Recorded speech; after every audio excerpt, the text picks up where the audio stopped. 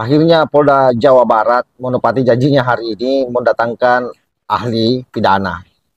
Yang ternyata ahli ini adalah ahli di atas ahli.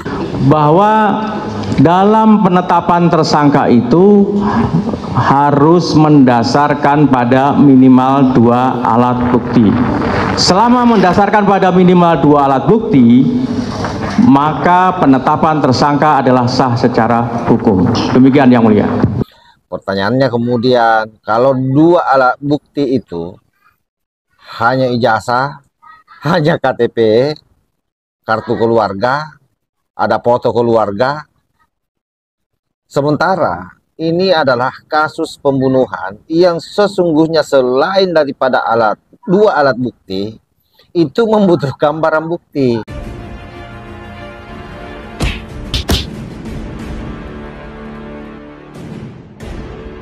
Assalamualaikum warahmatullahi wabarakatuh. Om Swastiastu, Namo Buddhaya, salam kebajikan. Kembali bersama 930 TV, sahabat-sahabat dimanapun juga berada. Kali ini masih terkait soal Peggy Setiawan. Hari ini apa yang disampaikan oleh Polda Jawa Barat pada persidangan sebelumnya bahwa dia akan mendatangkan ahli, ternyata memang yang didatangkan itu adalah ahli di atas ahli atau ahlinya ahli. Kurang lebih 15 menit dijejar pertanyaan oleh pengacara Peggy Setiawan.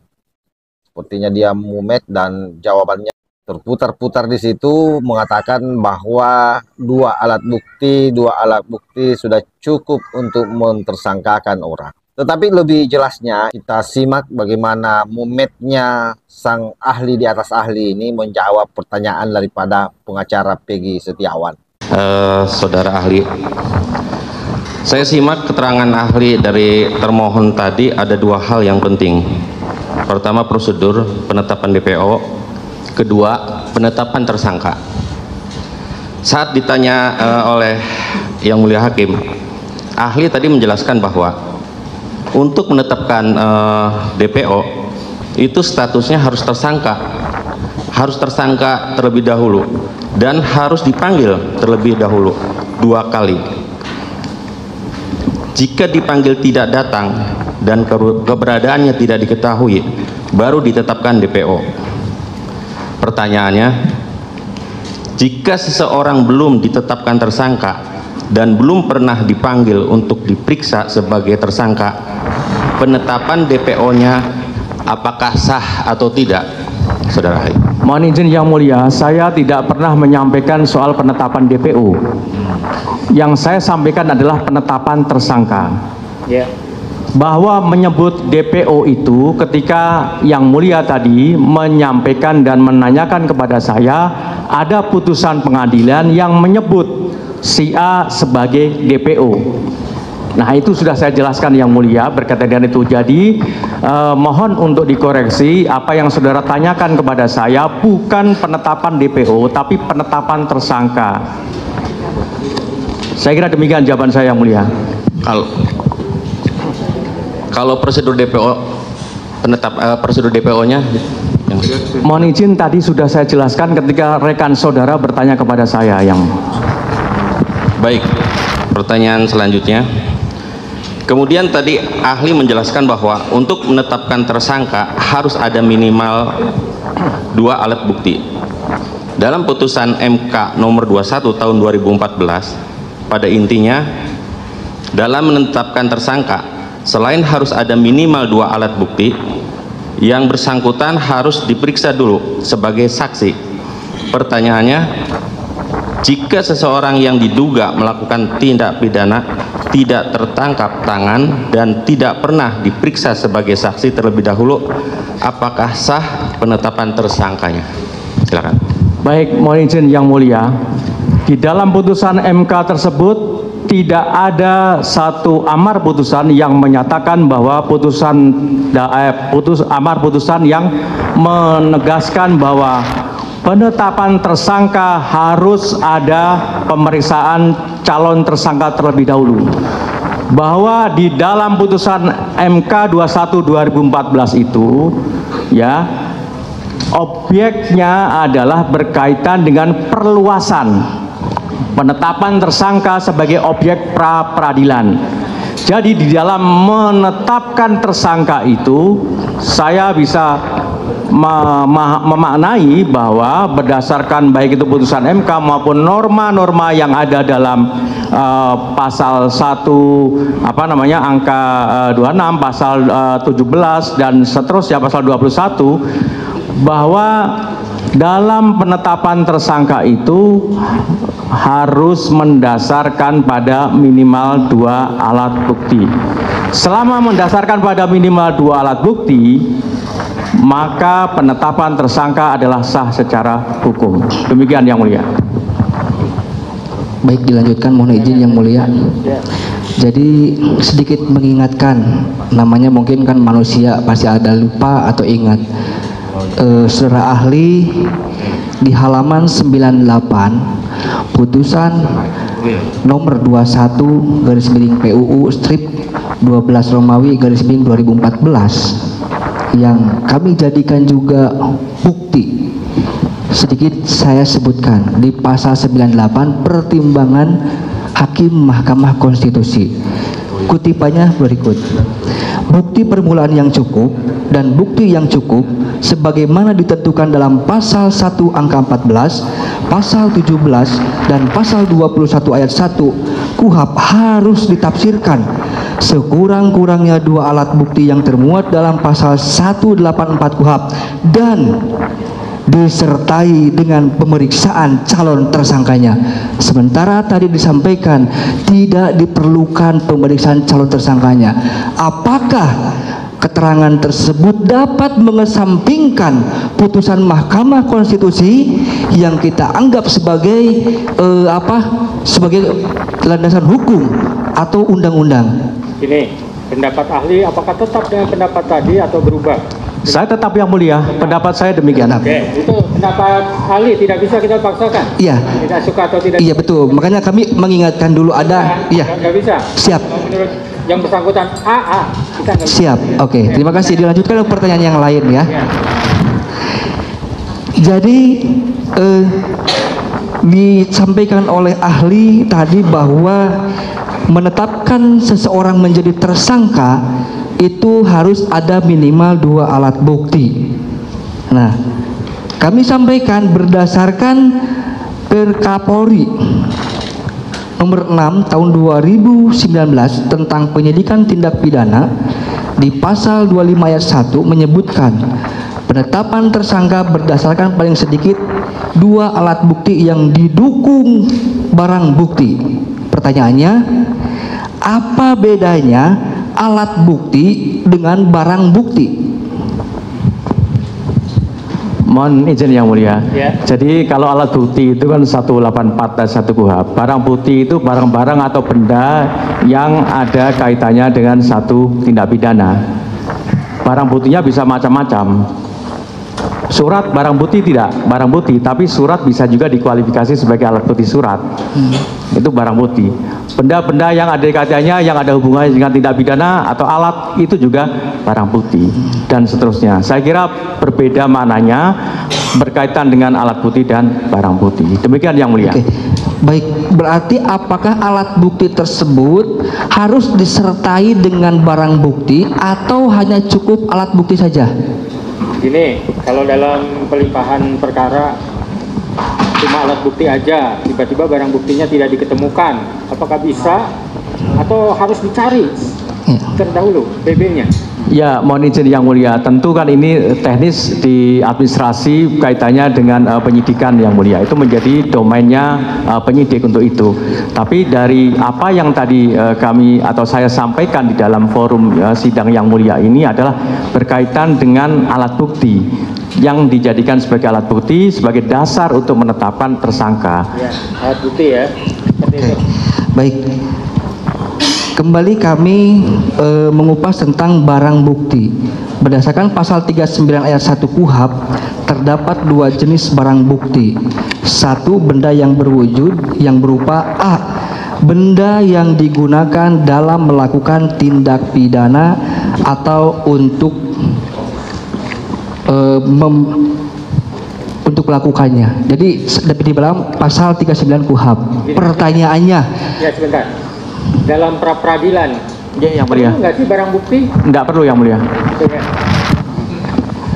Kalau dalam pra peradilan tidak perlu barang bukti. Tidak perlu yang mulia. Itu nanti dalam perkara pokoknya yang mulia. Lanjut.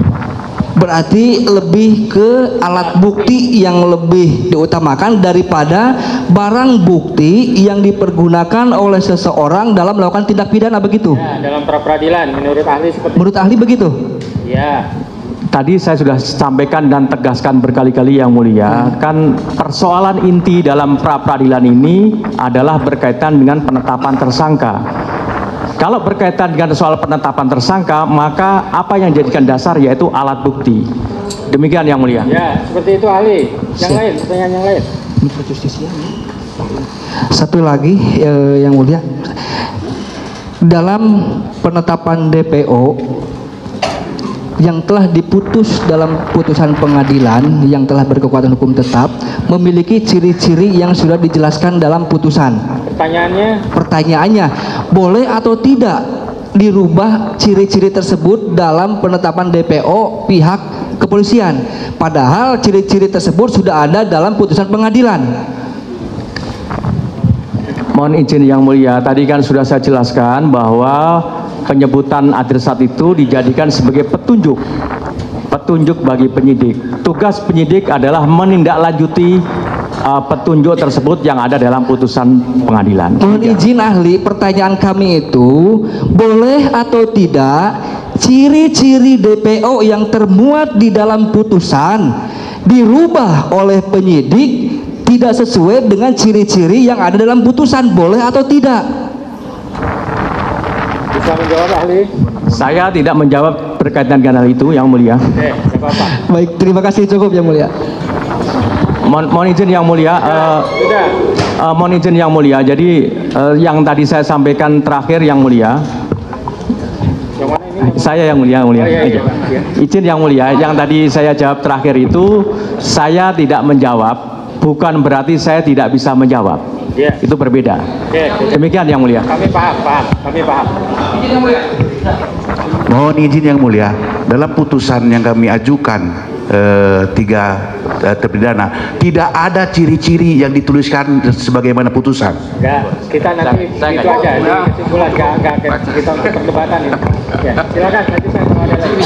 Ya, terima kasih yang mulia. Saudara ahli, saya hanya menyimak tadi keterangan ahli bahwa atas adanya laporan seseorang, maka untuk menetapkan tersangka itu harus dilakukan pemanggilan. Apabila itu tidak dilakukan, bagaimana menurut pendapat ahli? Mohon izin yang mulia, apa saya tadi berpendapat demikian? Betul, ini saya catat. Saya catat bahwa Coba. apabila ada laporan itu harus ada pemanggilan. Tapi jika pemanggilan itu tidak dilakukan, ini perkaranya ada laporan loh, ahli.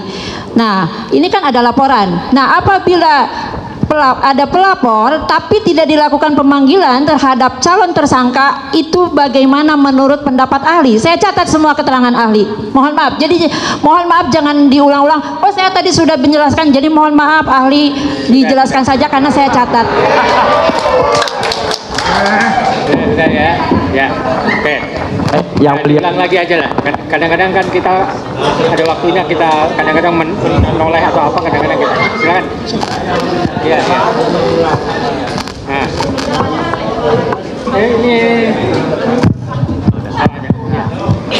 Baik yang mulia, jadi yang ingin saya sampaikan bahwa tadi ketika saya ditanya, kan dalam satu proses hukum terhadap adanya satu peristiwa pidana. jangan berisik ya, ini suaranya feedback. Lanjutkan ahli, silakan. Baik, terima kasih yang mulia. Jadi yang ingin saya sampaikan yang mulia, ketika ada satu proses peristiwa pidana atau tindak pidana, tadi saya mulai dari bahwa tindak pidananya itu bisa saja didahului dengan adanya satu laporan atau tidak didahului dengan laporan. Nah, ketika kemudian ada satu tindak pidana yang kemudian ada kaitannya dengan satu peristiwa pidana sebelumnya yang sudah dilakukan proses hukum, ya, karena peristiwa pidananya itu dilakukan adanya satu delneming atau penyertaan tindak pidana di mana pelakunya lebih dari satu orang, maka proses hukumnya kan bisa saja tidak sekaligus. Nah, dalam hal yang tadi disampaikan oleh baik itu oleh Yang Mulia, oleh termohon maupun oleh pemohon tadi, ada putusan pengadilan yang menyangkut adresat DPO tadi. Maka yang saya sampaikan, kalau ada hal yang seperti ini, penyidik kemudian adresat yang ada dalam putusan pengadilan itu dijadikan sebagai petunjuk untuk menindaklanjutinya dalam proses itu. Nah, pemanggilannya ya tergantung dari penyidik. Penyidik mau memanggil siapa saja, apakah mau memanggil saksi atau memanggil pihak ahli dan seterusnya, kan tergantung dari kewenangan penyidik. Karena penyidik tentu mempunyai satu pertimbangan tersendiri. Saya tidak tahu penyidik, kan begitu. Yang paling penting tugas utama penyidik itu adalah mencari, menemukan alat buktinya itu tadi. Demikian Yang Mulia jawaban saya. Yang ingin saya tanyakan, sah tidak penetapan tersangkanya seperti itu ahli, kalau tidak ada pemanggilan atas dasar adanya laporan? Baik, mohon izin Yang Mulia, tadi sudah saya sampaikan bahwa penetapan tersangka berdasarkan apa yang ada di dalam KUHP dan juga putusan MK itu, selama mendasarkan pada minimal 2 alat bukti, maka penetapan tersangkanya adalah Jelas ya, tinggal sahabat-sahabat sendiri menyimpulkan, memberikan asumsi dan tanggapan penilaian terhadap persidangan hari ini atas jawaban-jawaban sang ahli di atas ahli yang didatangkan oleh Kapolda Jawa Barat. Demikian sahabat, wallahul muwaffiq ila aqwamit thoriq. Wassalamualaikum warahmatullahi wabarakatuh.